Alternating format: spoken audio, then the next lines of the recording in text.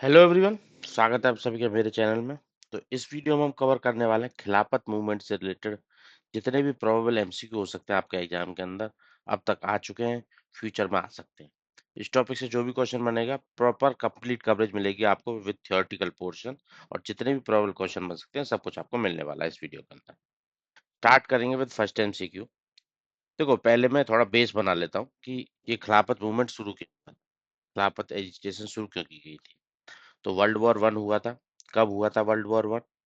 Timeline पता होना चाहिए। 14 से 18 में हुआ था वर्ल्ड वॉर वन, हुआ था 14 से 18 में। तो उसमें दो मेजर पावर थी, मतलब दो ग्रुपिंग हुई थी।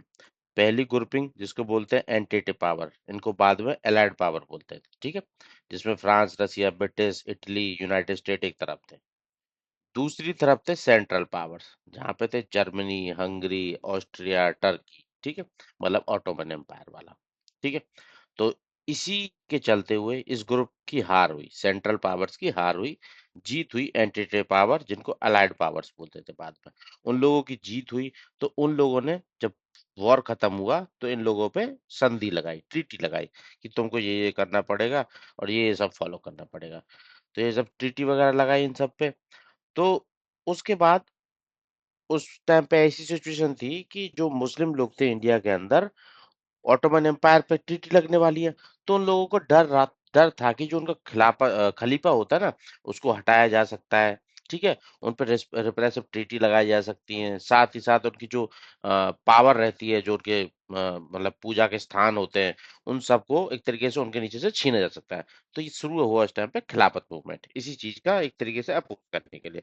खिलाफत मूवमेंट जो ट्रीटी साइन की गई थी ना ऑटोमन एम्पायर के साथ, उससे पहले ही शुरू हो गया था, ठीक है। तो स्टार्ट करेंगे अब खिलाफत मूवमेंट से रिलेटेड क्वेश्चन आते जाएंगे। Which treaty was signed after the First World War with Ottoman empire? Ottoman empire के साथ कौन सी ट्रीटी साइन की गई थी? इसके साथ साइन की गई थी ट्रीटी ऑफ सीवरीज 1920 के अंदर, ठीक है। और एग्जाम में क्वेश्चन आए वर्ल्ड वॉर वन कैसे खत्म हुआ? ट्रीटी ऑफ वर्सेलेस से खत्म हुआ था, जो जर्मनी के साइन हुई थी, ठीक है। वो अलग क्वेश्चन है कि वर्ल्ड वॉर वन किससे खत्म हुआ, ट्रीटी ऑफ वर्सेलेस से 1990 में जर्मनी की साइन हुई थी, वो अलग चीज है। और ट्रीटी ऑफ सेवरी जो ऑटोमन एम्पायर के साथ 1920 में जाकर साइन हुई थी, वो चीज अलग है, ठीक है। तो ये ऑटोमन एम्पायर के साथ नाम रखना है याद, सीवरेज 1920 के अंदर, ठीक है। तो ये इसके अंदर क्या था कि हार्श टर्म ग्लोबल मुस्लिम के रिसेंटमेंट क्यों हुआ था कि जो ऑटोमन एम्पायर के अंदर इस ट्रीटी के अंदर हार्श टर्म इम्पोज की गई थी अलाइड पावर्स के थ्रू, ठीक है। तो उसी के चलते इंडिया के अंदर ये खिलाफत मूवमेंट शुरू हुआ था। 1919 से चला था 1924 तक, ठीक है। एग्जामिनर पूछ लेगा कि खिलाफत मूवमेंट कब से कब तक चला था? 1919 से 1924 तक। और वहीं पे अगर ये पूछ ले जाए कि अपना नॉन कॉपरेशन मूवमेंट कब चला था, वो चला था और 1920 से 22 तक, ठीक है। उसका टाइमलाइन अलग है, इसका टाइमलाइन अलग है। ये पहले चला था, बाद में खत्म हुआ था। वो बीच में 20 से 22 था अपना एनसीएम, जो लास्ट लेक्चर में आपको कवर कराया था। और खिलाफत वाला 1919 से 1924 तक। टाइमलाइन भी याद रखना है, एग्जामिनर सिंपल पूछ लेगा कि टाइमलाइन पूछ लेगा, ये पीरियड दे देगा आपको 1915 से 1920, 1919 से 1921, 1918 से 1924, 1919 से 1924। तो वो करेक्ट वाला 1919 से स्टार्ट हुआ था, 1924 तक चला था। और ट्रीटी कब लग रही है इन पे? 1920 में। तो ये पहले ही एक तरीके से इनको पता था कि हार्श ट्रीटी लगने वाली है, तो पहले ही अपोज करने लग जाओ, ठीक है। तो इसलिए 1919 में इन्होंने शुरू कर दिया था। अब देख लेते हैं बाकी और ट्रीटी के बारे में पढ़ना, तो जर्मनी के साथ वर्सेलेस हुई थी, ऑस्ट्रेलिया के साथ सेंट जर्मन हुई थी। बाकी जो ऑप्शंस थे उनके बारे में दिया हूं मैं यहाँ पे, ठीक है। टर्की के साथ जो ट्रीटी को बाद में रिवाइज किया गया था, सीवरीज वाली 1920 वाली थी, बाद में उसको ट्रीटी ऑफ लुज़र्न रख दिया गया था, ठीक है, जब रिफॉर्म्स वगैरह आए थे वहां पे ऑटोमन एम्पायर के। विच of the following was not a demand of Khilafat movement? खिलाफत मूवमेंट की कुछ डिमांड्स थी कि जब आप इस पर ट्रीटी लगाने वाले हो ना ऑटोमन एम्पायर पे, तो इन ट्रीटी पे इन बातों का ध्यान रखना। कौन कौन सी बातों का ध्यान रखने के लिए बोला? देखो, उन्होंने बोला मेंटेनेंस ऑफ खलीफाज रिलीजियस अथॉरिटी, खलीफा की रिलीजियस अथॉरिटी को मेंटेन करके रखो, ठीक है। ये बात सही थी कि उसकी रिलीजियस अथॉरिटी रहनी चाहिए, उसका राइट रहना चाहिए, जितनी भी वर्ल्ड की सेक्रेट साइट्स है मुस्लिम लोगों से रिलेटेड, तो वहां पे उसकी अथॉरिटी चलनी चाहिए। Protection of Muslim Holi places, हाँ जी, खलीफा के अंदर, सही बात है। इस्टेब्लिशमेंट ऑफ सेकुलर नेशनलिज्म, ये इसकी टीटी की मतलब एक तरह खलीफत मूवमेंट की ये वाला पॉइंट उसका एक तरीके से डिमांड नहीं थी, ये तो बाद में हुआ था, ठीक है। जब ये ट्रीटी चेंज कर दी गई थी, लोसेने कर दी गई थी। ये बाद में हुआ था जब सेकुलर बन गया था ऑटोमन एम्पायर, ये बाद का था। ये खिलाफत की डिमांड नहीं थी, वो तो बस खलीफा को बचाना चाहते थे, मुस्लिम होली प्लेसेस को बचाना चाहते थे, और साथ साथ में उसके लिए एडुकेट टेरिटरी कंट्रोल रखना चाहते थे खलीफा के लिए, ठीक है, उनके प्लेसेस और खलीफा को बचाना और उसके अंदर टेरिटरी, ये 3 पॉइंट थे इनके। who viewed Khilafat movement as an opportunity to unite Hindu and Muslim. किसने इंडिया के अंदर खिलाफत मूवमेंट को एक अपॉर्चुनिटी की तरह देखा था कि हिंदू और मुस्लिम को एक तरीके से यूनाइट किया जा सकता है नेशनल मूवमेंट को स्ट्रेंथन करने के लिए। तो उस टाइम पे ये अपॉर्चुनिटी देखी गई थी महात्मा गांधी जी के द्वारा। किसके द्वारा? महात्मा गांधी जी के द्वारा इस अपॉर्चुनिटी को देखा भी गया और साथ में ग्रैब भी किया गया इस नेशनल कॉपरेशन मूवमेंट के साथ यूनाइट करके खिलाफत मूवमेंट को, ठीक है। विद रेफरेंस टू खिलाफत मूवमेंट कंसीडर द फॉलोइंग। खिलाफत मूवमेंट से रिलेटेड कुछ पॉइंट्स हैं, उनको देख लेते हैं। मतलब मल्टीपल चॉइस क्वेश्चन है ये थोड़ा, ठीक है, सिंपल ही है, कोई दिक्कत नहीं है। खिलाफत मूवमेंट कब लॉन्च किया गया था? 1919 में लॉन्च किया गया था, हाँ सही है। ट्रीटी बेशक 1920 में लग रही है, पर इसको 1919 में लॉन्च कर दिया गया था। और ट्रीटी ऑफ सीवरेज अगस्त 1920 में साइन हो रही है, हाँ ठीक है, कोई दिक्कत नहीं है।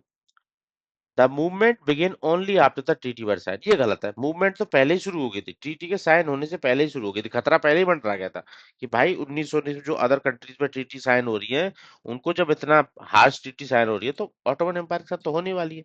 तो इसलिए उन्होंने पहले ही शुरू कर दिया था, ठीक है। मूवमेंट पहले शुरू हुआ था, ट्रीटी बाद में साइन हुई थी, एग्जाम में पूछ सकता है, तो मार्क करके रखना प्लीज। ट्रीटी कब साइन हुई थी? 10 अगस्त 1920 में। और ट्रीटी में क्या था, एक तरीके से टर्की को डिसमेंबर कर दिया गया था, जो ऑटोमन कैलिफ था ना, उसको वीक कर दिया था एक तरीके से। और direct trigger for global Muslim resettlement का कारण रहा है, ठीक है। और खिलाफत मूवमेंट कब लॉन्च किया गया था? 1919 में। और वो 1920 में एक तरीके से वो ट्रीटी आई थी, ठीक है। और इसका ऑल इंडिया ऑर्गेनाइजेशन का सेंट्रल खिलाफत 1919 में आई थी, ठीक है। और पीक फेज क्या था मूवमेंट का? 20 से 21, जब को नॉन कॉपरेशन मूवमेंट के साथ इन्होंने अलाय कर लिया था। Who was elected president of all India खिलाफत कॉन्फ्रेंस हेल्ड इन दिल्ली 1919। खिलाफत की एक कॉन्फ्रेंस, ऑल इंडिया खिलाफत की एक कॉन्फ्रेंस हुई थी, दिल्ली के अंदर हुई थी, 1919 में हुई थी। तो किसको प्रेसिडेंट चूज किया गया था वहां पे? तो ये अली ब्रदर्स थे, उन्होंने चूज किया था महात्मा गांधी को एज एन, इलेक्ट करके आए थे महात्मा गांधी एज एन कांग्रेस के, सॉरी, कॉन्फ्रेंस के प्रेसिडेंट, ठीक है। तो आंसर होगा महात्मा गांधी, याद रखना। पहले सेशन में जो ऑल इंडिया खिलाफत कॉन्फ्रेंस हुई थी दिल्ली के अंदर 1919 में, तो उसको प्रेसिडेंट उसका महात्मा गांधी जी को बनाया गया था इलेक्ट करके मुस्लिम लोगों के द्वारा, ठीक है। ताकि ये इनके इशू को रेज करे और साथ साथ में यूनिटी बनाए, तभी इन्होंने बाद में महात्मा गांधी ने नॉन कॉपरेशन मूवमेंट में इनको अपने साथ लिया था, ठीक है, पॉलिटिसाइज करने के लिए इस चीज को। और ये हुई थी 23 नवंबर 1919 में। खिलाफत मूवमेंट एक तरीके से मतलब पॉलिटिकल एंगल से देखा था उन्होंने, रिलीजियस एंगल से नहीं देखा था, कि ताकि ये लोग सब यूनाइट हो पाए। यूनिटी रहेगी तो हमारा जो नेशनल डिमांड है ना, उसको टाइमलाइन मतलब अच्छे से अंग्रेज उसको समझेंगे और उस पर इम्प्लीमेंट करेंगे, ठीक है, पर ऐसा हुआ नहीं। Khilafat movement 1919 was led primary by which of the foreign leader. जो खिलाफत मूवमेंट थी 1919 की, प्राइमरी मतलब मेन लीडर कौन थे उस खिलाफत मूवमेंट के अंदर? तो ये थे अली ब्रदर्स, मौला मोहम्मद और शौकत। मोहम्मद अली और शौकत अली, याद रखना, अली ब्रदर्स के नाम से जाना जाता है, मेन लीडर थे इनके। साथ साथ में अबुल कलाम आजाद, हजरत मोहानी, ये सब भी रिलेटेड थे। और महात्मा गांधी जी को सपोर्ट से बाद में एनसीएम में इसको इन्वॉल्व किया गया था, और महात्मा गांधी को इन्होंने पहला प्रेसिडेंट बनाया था ऑल इंडिया कॉन्फ्रेंस थी खिलाफत की जब 1919 में। Why did Mahatma Gandhi support the Khilafat movement? Mahatma Gandhi ने क्यों सपोर्ट किया था इन लोगों को? हिंदू मुस्लिम यूनिटी चाहते थे वो, ताकि नेशनल मूवमेंट को स्ट्रेंथन मिले, तो इसलिए उन्होंने लोगों को सपोर्ट किया था। बाकी इशू तो बाहर का था। Who renounce the British Haziq ul Mulk during खिलाफत मूवमेंट? खिलाफत मूवमेंट के टाइम पे ब्रिटिश का एक टाइटल मिला हुआ था किसी पर्सनालिटी को, टाइटल का नाम था हाजिक उल मुल्क। तो उसको उन्होंने रिनाउंस कर दिया था, ठीक है। अब यही मेन पर्पस था, एनसीएम में भी यही क्या होते थे, रिनाउंस करते थे जो भी टाइटल वगैरह मिलता था, ठीक है। गांधी जी ने किया था, रविन्द्रनाथ टैगोर ने किया था। तो ऐसे ही यहाँ पे हाजिल उल मुल्क का टाइटल को रिनाउंस किया गया था, खिलाफत मूवमेंट से रिलेटेड था ये। तो ये टाइटल किसके द्वारा रिनाउंस किया गया था? हाकिम अजमल खान के द्वारा, ठीक है। एच से ये टाइटल शुरू हो रहा है, एच से ये पर्सनैलिटी जिसने रिनाउंस किया था, हाजिक उल मुल्क हाकिम अजमल खान के द्वारा ये रिनाउंस किया गया था। 1920 में जब खिलाफत और नॉन कॉपरेशन मूवमेंट चल रहा था, मतलब एक दूसरे के साथ आ गए थे। और जैसा कि रिनाउंस करना उस मूवमेंट का मेन पर्पस ही था, ठीक है। ताकि वो दिखाना एक तरीके से कि we are not like, cooperate बिल्कुल नहीं करेंगे किसी भी फील्ड में। Who warn Mahatma Gandhi not to encourage fanaticism of Muslim religious leader and their follower during the Khilafat movement. मतलब फैनेटाइज नहीं करें इनको ज्यादा मुस्लिम रिलीजियस लीडर को खिलाफत मूवमेंट के टाइम पे।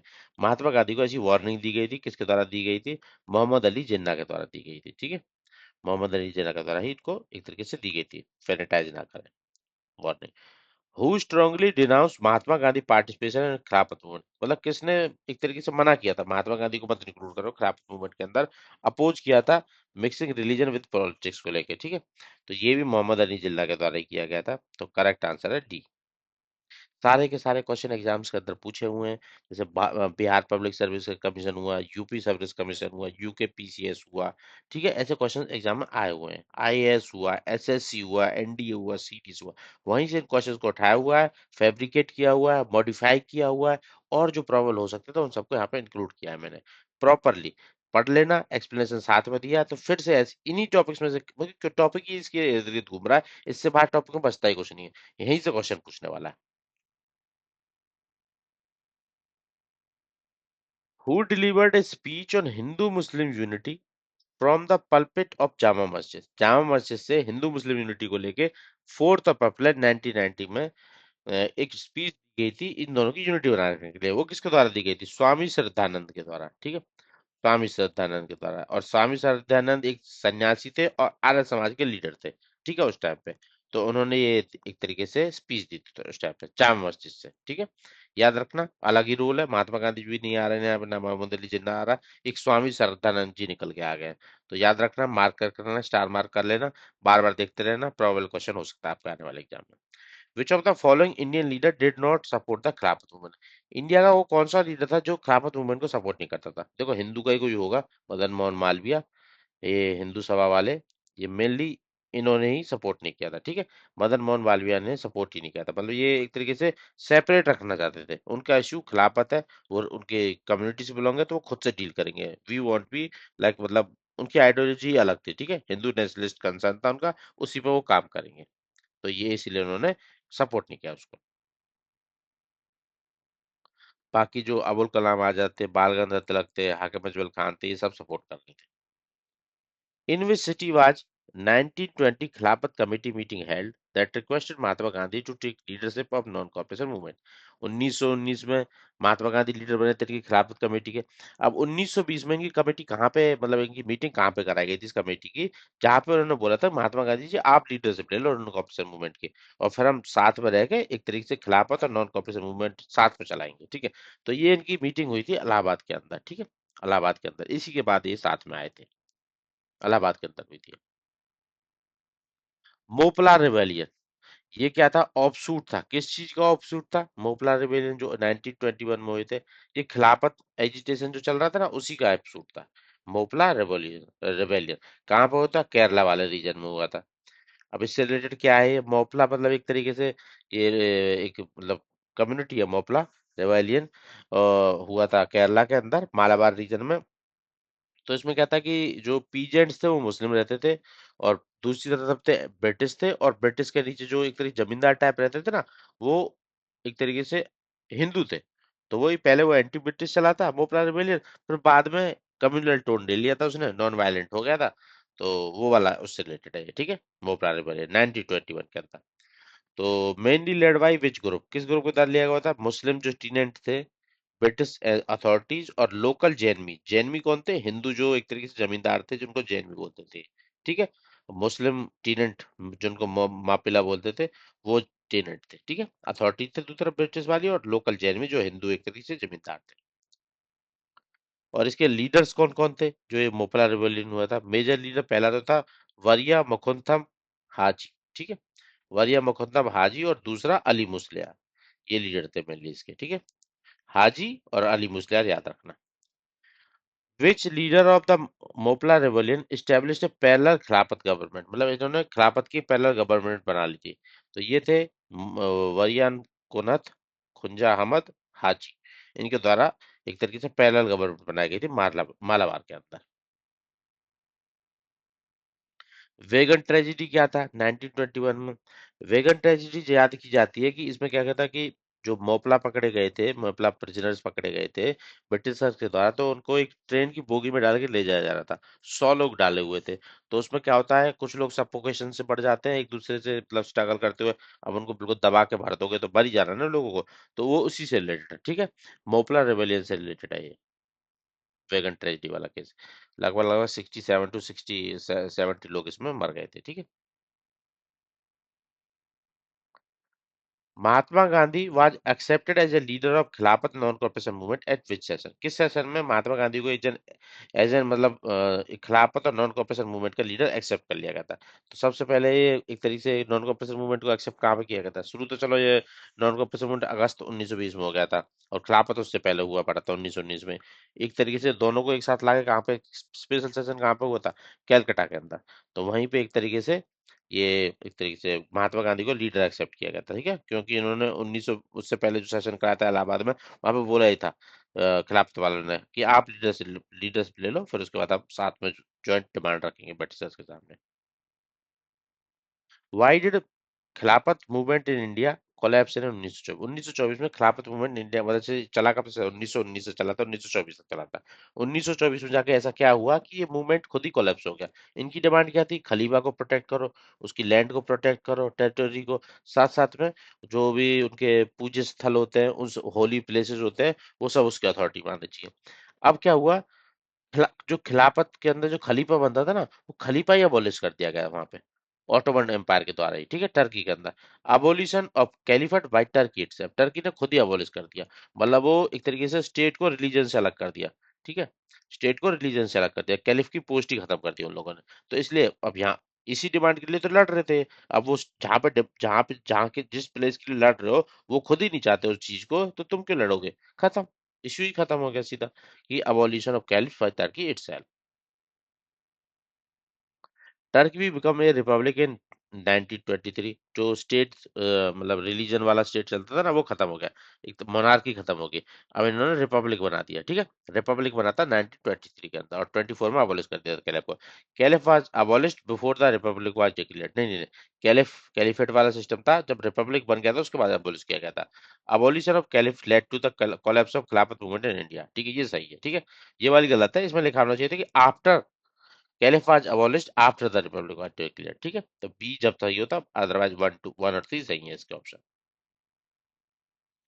Turkey was declared A Republic in which year? किस ईयर में टर्की को रिपब्लिक डिक्लेयर कर दिया था? 1923 में। पहला प्रेसिडेंट कौन बना था? मुस्तफा कमल पाशा। इसके अंदर रिपब्लिक ये प्रेसिडेंट बने थे, इन्होंने ही सब कुछ कैलिफेट अबॉलिश किए थे। Caliphate system was abolished in Turkey 1924 में, एक साल बाद, ठीक है, अगले साल नेक्स्ट ईयर। रिपब्लिक 23 में बना था, कैलिफ सिस्टम 24 में अबॉलिश किया गया था। Which of the following was the result of Mustafa Kemal Pasha's reform in Turkey? मतलब जो ये टर्की में रिफॉर्म किए थे, रिपब्लिक सिस्टम लाया था, उसका क्या रिजल्ट था? Separation of religion from the state, हाँ सही, ऐसे ही किया था, सेकुलर स्टेट बनाया था। अबॉलिशन ऑफ इस्लामिक कोर्ट, हाँ इस्लामिक कोर्ट से खत्म कर दिया, सेकुलर बनाना है ना। इंट्रोडक्शन ऑफ सेकुलर लॉ, हाँ सही बात है। मतलब सेकुलर के लिए रिलीजन को भी अलग कर दिया, इस्लामिक कोर्ट्स को अबॉलिश कर दिया। तो तीन ऑप्शन सही है इसके। तो ये थे कुछ खिलाफत मूवमेंट से रिलेटेड प्रोबेबल एमसीक्यू जो आपके एग्जाम में आ सकते हैं फ्यूचर में। इसमें से 70 to 80% था कि जो एग्जाम में आ चुके हैं ऑलरेडी, और कुछ 20 से 30% टेस्ट सीरीज के अंदर जो आजकल देखने को मिल रहे हैं, या जो नोट्स है हमारे उससे बनाए हुए क्वेश्चन से प्रोबेबल हो सकते हैं आपके आने वाले एग्जाम के लिए। खिलाफत मूवमेंट ये भी खत्म होता है। नेक्स्ट एपिसोड में देखते हैं हम किस मसालेदार के साथ फिर से आते हैं। Thank you.